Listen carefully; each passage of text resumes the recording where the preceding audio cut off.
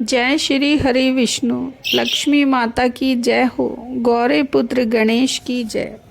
एकादशी का व्रत जगत के पालनहार भगवान विष्णु की कृपा पाने और उन्हें प्रसन्न करने के लिए सबसे श्रेष्ठ माना जाता है।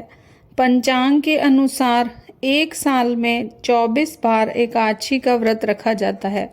हर माह में 2 बार एकादशी तिथि पड़ती है। हर एकादशी का अपना अलग नाम और महत्व धर्मशास्त्रों में बताया गया है।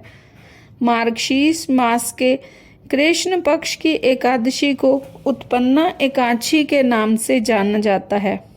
आज यानी 26 नवंबर 2024 को उत्पन्ना एकादशी का व्रत रखा जा रहा है। एकादशी का व्रत शुरू करने के लिए उत्पन्ना एकादशी सबसे उत्तम मानी जाती है। जो लोग साल भर तक एकादशी का व्रत अनुष्ठान करना चाहते हैं उन्हें मार्गशीर्ष कृष्ण पक्ष की एकादशी से व्रत शुरू करना चाहिए।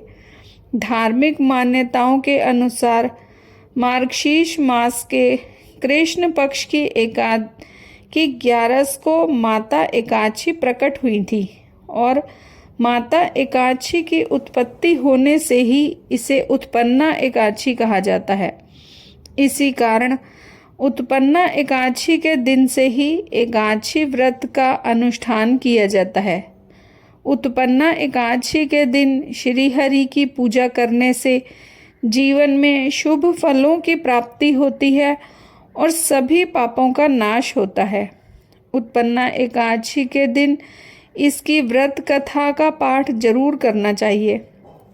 ऐसी मान्यता है कि व्रत कथा पढ़ने से उत्पन्ना एकादशी का पूर्ण फल मिलता है। साथ ही उत्पन्ना एकादशी की व्रत कथा का पाठ करने से पूजा सफल होती है और श्री हरि विष्णु जी प्रसन्न होते हैं। तो चलिए कथा को शुरू करते हैं। तो पूरा मन से ध्यान लगाकर कथा को पूरा सुने और कमेंट बॉक्स में श्री हरि विष्णु जी की जय जरूर लिखें। सतयुग में एक भयानक राक्षस मुर था। मुर बहुत शक्तिशाली और वीर था। मुर ने अपनी अद्भुत शक्तियों से इंद्रदेव सहित कई अन्य देवताओं को हराया और इंद्रलोक पर शासन करने लगा। मुर के अत्याचार को समाप्त करने के लिए सभी देवताओं ने भगवान शिव की सहायता मांगी। भगवान शिव ने सभी देवताओं को तीनों लोकों के स्वामी भगवान विष्णु के पास जाने की सलाह दी। भगवान विष्णु ने देवताओं की सहायता से राक्षस मुर को हराने का फैसला किया।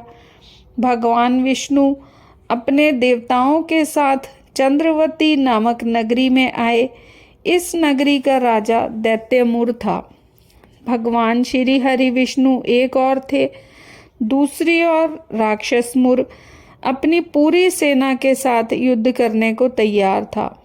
पौराणिक कथा के मुताबिक भगवान विष्णु ने अपने दिव्य चक्र और गदा से मुर की पूरी सेना को मार डाला, लेकिन भगवान विष्णु के सभी हथियार मुर राक्षस की शक्तियों के सामने असफल रहे।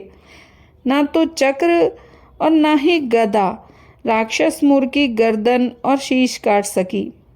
भगवान विष्णु और मुर के बीच लंबे समय तक युद्ध होने के बाद मल्लयुद्ध शुरू हुआ।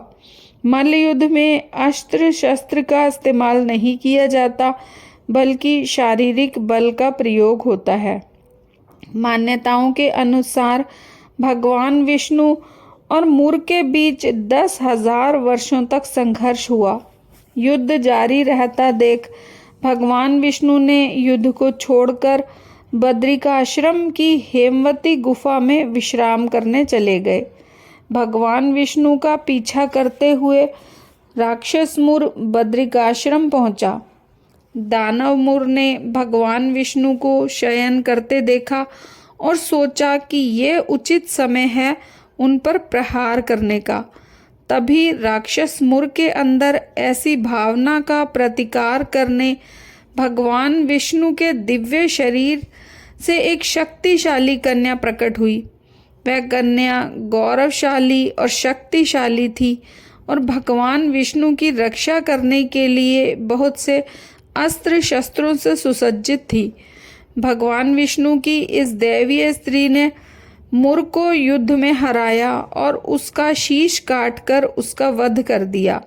जब कन्या की अद्भुत शक्ति की सभी देवताओं ने प्रशंसा की, तब भगवान विष्णु निद्रा से उठे। वे अपनी शक्ति को नहीं जानते थे, इसीलिए उन्होंने कन्या से अपना परिचय देने का आग्रह किया। कन्या ने अपना परिचय देते हुए बताया कि वे भगवान विष्णु की योग माया से उत्पन्न हुई है।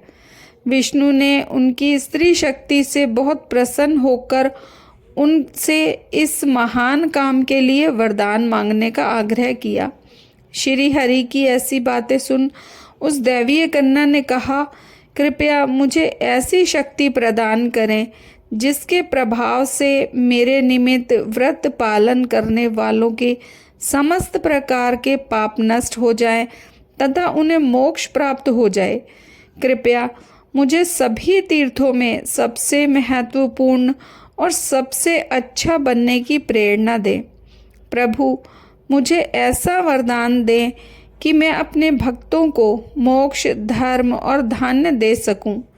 कन्या को वरदान देते हुए भगवान विष्णु ने कहा, तुम्हारा जन्म एकादशी तिथि को हुआ है, अतः तुम समस्त लोकों में एकादशी नाम से विख्यात होंगी। तुम हर युग में न केवल मनुष्यों द्वारा बल्कि देवताओं द्वारा पूजी जाओगी।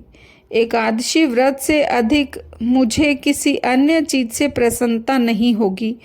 तुम्हारे अनुयायी सभी सांसारिक सुखों का आनंद ले अंत में मोक्ष को प्राप्त करेंगे। जय श्री हरि विष्णु। उत्पन्ना एकादशी व्रत का पारण कब कर सकते हैं? एकादशी व्रत का पारण हमेशा अगले दिन द्वादशी तिथि में किया जाता है। ऐसे में उत्पन्ना एकादशी व्रत का पारण 27 नवंबर बुधवार को किया जाएगा। आप उत्पन्ना एकादशी व्रत पारण 27 नवंबर को दोपहर 1:11 से दोपहर 3:17 तक कर सकते हैं।